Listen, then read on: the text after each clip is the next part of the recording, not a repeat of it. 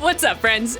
Isn't it crazy how different things look when you get up close? When you get something under a microscope to take a closer look, suddenly the whole picture looks different. And not only that, you also might learn something you didn't know before. My name is Lauren, and I am not a science teacher, but I do want to talk about science because science is just so cool. Okay, so maybe science isn't exactly the thing you were expecting to discuss at church. I'm sure there are some of you who love science class, like I do. It might even be your favorite subject at school, but there are probably some of you who absolutely hate it. Maybe you think it's really challenging or a subject that's just plain boring. Either way, you're probably thinking, why exactly would we be talking about science at church? I'm gonna talk about science in church by putting science and faith together. So we'll learn a little more about both. Now, I know you might be thinking that when you put science and faith under the microscope, they shouldn't go together. For a lot of people, science and faith seem like complete and total opposites. Neither one is bad, but they just seem like they should be separate categories. Just think about the way people have talked about faith and science in the last couple of years. Anytime the two topics come up in the same conversation, they're typically competing against each other. It's almost like if you're for one, you have to be against the other. From the way people talk about it, it seems like they can't possibly work together. Let me show you what I mean. Okay, so take these two ingredients I have here. This is baking soda. It's just an odorless, solid white powder. And it seems pretty different from vinegar. A clear liquid that smells, well, it smells pretty bad. And at first glance, these two seem like they have nothing to do with one another. But when we mix them, let's see what happens. A little more of this. Oh. Science! And I'd like to think that science and faith work the same way. At first glance, these two seem like they have very little in common. They seem like two separate topics that could even work against each other at times. But when you put science and faith under the microscope and take a closer look, I think you'll realize the two have more in common than you might think. Okay, let me clean this up really quick. Maybe you're thinking, who cares?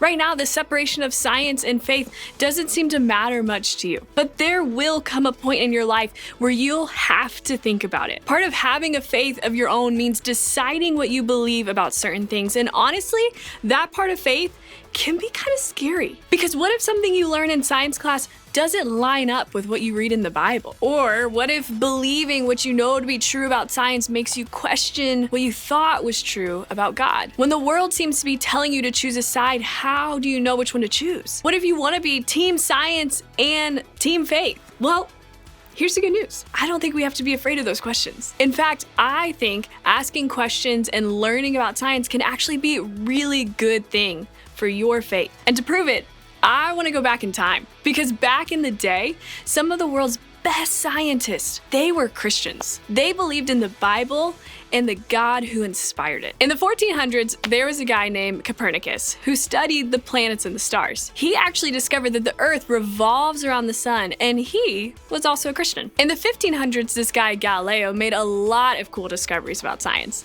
He knew so much that people started calling him the father of science. And guess what? The father of science was also a Christian. And later on, there was a guy named Isaac Newton. He's considered to be one of the greatest scientists ever, but he also spent a lot of time writing and learning about God. And yep, you guessed it, he was a Christian too. And by the 1900s, this guy, William Kelvin, was teaching people a lot about heat and temperature. In fact, scientists still measure temperature using his scale. It's even called the Kelvin scale. And as I'm sure you've guessed by now, Kelvin was a Christian too. Those are all names you've probably heard before at school or in your textbooks. But there are so many more Christians working in science and making incredible advancements in their field today. Robert Selvendron was a scientist whose work focused on plant research. He also worked as a church leader and theologian. Mary Kenneth Keller was a pioneer in the field of computer science. Fun fact, she was also a nun. Amalolu Fagwa is a microbiologist and a Christian faith scholar. He does amazing work to show the world how his studies in science inform his faith in God. Katherine Johnson was a space scientist, physicist. There's so many letters in that. Okay. Katherine Johnson was a space scientist, physicist, and mathematician who directly impacted the first manned spaceflight. And she's also a follower of Jesus. I'm sure we could keep adding to this list with the names of people who have made incredible advancements in medicine, psychology, chemistry, and more. People who have a strong, active faith in God, too. People who have jumped into studying the way things work as a way to understand more about the God who created them. People who want to make advancements in science in order to follow God's call to help those around them. People who believe that learning about science may be a way to learn more about God. Remember the science experiment we did just a few minutes ago? We saw that two totally different ingredients came together to create a cool chemical reaction. And what if I told you that it's only after baking soda and vinegar come together that we truly understand more about each ingredient? When we saw that awesome reaction, it wasn't because baking soda and vinegar were working against each other. It was because they were working together to create something new. And I think the same is true when it comes to science and faith. When we take a closer look at science and faith, we get a better understanding of how they work together. And I think that's the way God meant for it to be. The Bible, which is an incredible record of the relationship between God and humans, gives us some direction when it comes to faith and science. The very first book of the Bible is called Genesis. It's like the opening scene of the movie that lays the foundation for the rest of the story. And the very first words in Genesis, the first words in the whole Bible, well, they say this from Genesis 1, in the beginning, God. The very first thing the Bible tells us is that God was there. Before anything else existed, there was God. That's the first thing we know to be true about the universe. God was there before it all began. And from there, look at what God did. God created the heavens and the earth. The earth was formless and empty, and darkness covered the deep waters. And the Spirit of God was hovering over the surface of the waters. Then God said, "Let there be light." And there was light. And God saw that the light was good. Then he separated the light from the darkness. God called the light day, and the darkness night. And evening passed, and morning came, marking the first day. Then God said, "Let there be a space between the waters, to separate the waters of the heavens from the waters of the earth." And that's what happened. God made the space to separate the waters of the earth from the waters of the heavens. God called the space sky. And evening passed and morning came, marking the second day. Then God said, "Let the waters beneath the sky flow together into one place, so dry ground may appear." And that is what happened. God called the dry ground land, and the water seas. And God saw that it was good. Then God said, "Let the land sprout with vegetation, every sort of seed-bearing plant, and trees that grow seed-bearing fruit. These seeds will then produce the kinds of plants and trees from which they came." And that is what happened. The land produced vegetation, all sorts of seed-bearing plants and trees with seed-bearing fruit. Their seeds produced plants and trees of the same kind, and God saw that it was good. And evening passed, and morning came, marking the third day. Then God said, "Let lights appear in the sky to separate the day from the night. Let them be signs to mark the seasons, days, and years. Let these lights in the sky shine down on the earth." And that is what happened. God made two great lights, the larger one to govern the day, and the smaller one to govern the night. He also made the stars. God set these lights in the sky to light the earth, to govern the day and night, and to separate the light from the darkness. And God saw that it was good. And evening passed, and morning came, marking the fourth day. Then God said, "Let the waters swarm with fish and other life. Let the skies be filled with birds of every kind." So God created great sea creatures and every living thing that scurries and swarms in the water, and every sort of bird, each producing offspring of the same kind. And God saw that it was good. Then God blessed them, saying, "Be fruitful and multiply. Let the fish fill the seas, and let the birds multiply on the earth." And evening passed, and morning came, marking the fifth day. And then God said, "Let the earth produce every sort of animal, each producing offspring of the same kind, livestock, small animals that scurry along the ground, and wild animals." And that is what happened. God made all sorts of wild animals, livestock, and small animals, each able to produce offspring of the same kind. And God saw that it was good. Isn't that amazing? Every single thing that we see and experience in creation today was made by God a really, really long time ago. It's all here.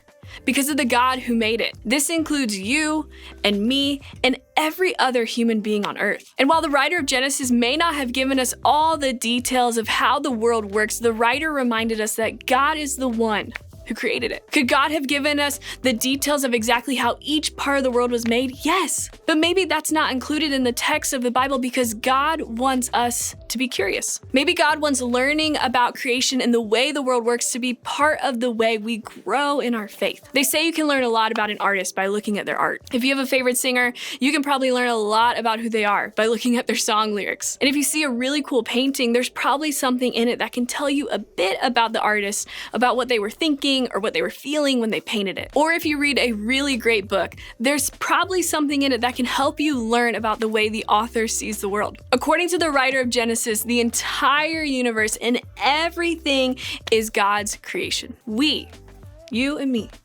are God's artwork. The plants are God's creation. The things we see around us in the world are part of God's art. And the more we learn about those things, the more we can learn about God. In other words, creation points to a creator. When we dive into science and start learning about the world around us, we don't have to be afraid of what it means for our faith. Instead, we get to be excited because the more we learn about the world God made, the more we can learn about God, because creation points to a creator.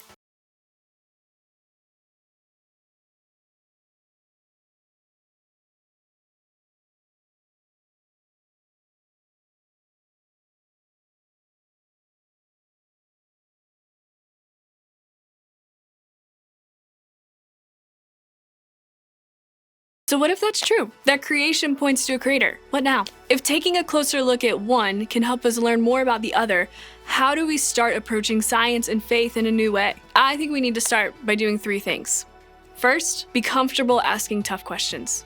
Remember, God made every single detail of the world, including you and including me, and God made us with brilliant minds capable of asking all kinds of questions and discovering all kinds of new things. So if you have questions about science, great! Maybe exploring those will help you see new things about God, who made it. Got a question about faith? That's awesome! Maybe by learning about the way the world was made, you'll discover more about God, who made it. Being curious about how science and faith work together is a great starting point for discovering more about both. Next, learn about both God and science. For example, did you know that the Earth is placed exactly the perfect distance from the sun? If we were any closer or further from it, we wouldn't survive. I think that's proof that God wants to take care of us.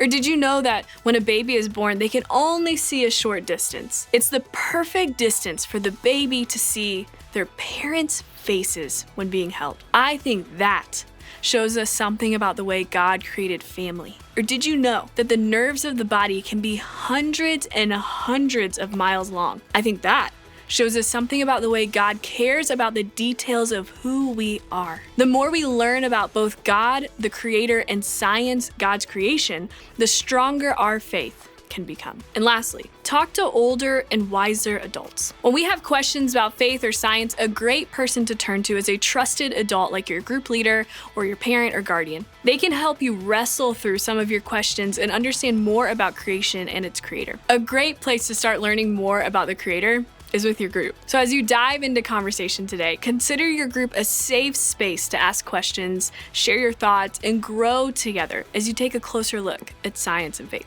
Creation points to a creator. And because of that, we shouldn't be afraid to ask questions or dive into knowing more about science or faith. In fact, here's one question I love for you to ask this week. Where did you see God today? Look for signs of God in the world around you today. Look for glimpses of the Creator in the creation that surrounds you.